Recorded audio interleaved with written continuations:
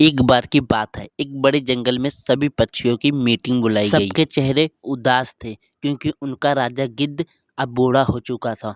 इसीलिए सबने सोचा कि हमें एक नया राजा खोजना चाहिए क्योंकि हमारे राजा अब बूढ़े हो चुके हैं। ये किसी काम मोर बोला, भाइयों और बहनों, हमें अब एक नया राजा खोजना चाहिए। गौरैया बोला कि अब हमारे राजा तो अब उड़ भी नहीं पाते हैं, इसीलिए हमें अब नया राजा खोजना चाहिए।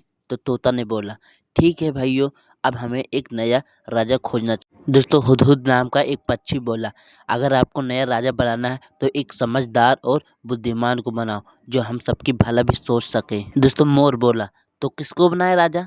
तो सारस ने बोला, हमको तो लगता है उल्लू को बनाया जाए क्योंकि उल्लू रात में भी देख सकता है और वह दिन में भी मदद कर सकता है।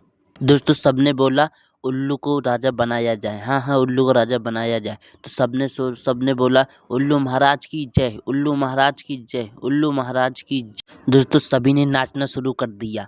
मोर ने अपना पंख फैलाया और तोता ने एक फूल की माला लाई। गौरैया ने गीत गाई। दोस्तों, मोर ने पंख फैलाया और सभी जानवरों ने नाचना शुरू कर दिया उल्लू महाराज के स्वागत में। थोड़ी देर में गिद्ध राजा वहां पर आए। उसने देखा कि उल्लू की जय जयकार सब कर रहे हैं। उन्होंने पूछा, अरे ये क्या हो रहा है? तो मोर ने बोला, मैंने नया राजा चुन लिया है, उल्लू महाराज को बना दिया। गिद्ध ने बोला, हमसे तो कोई पूछा ही नहीं। सभी पक्षी नाराज हो गए।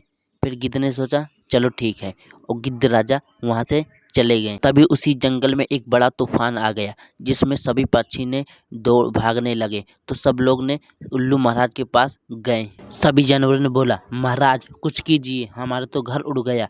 तो उल्लू ने बोला कि अभी तो रात है, अभी हमारे आँख में धूल पड़ गई है, इसलिए हम आपकी कोई मदद नहीं करते हैं। सभी जानवरों ने, अब जाओ, अब सवेरे आना। और यह सोच के उल्लू ने सो गया।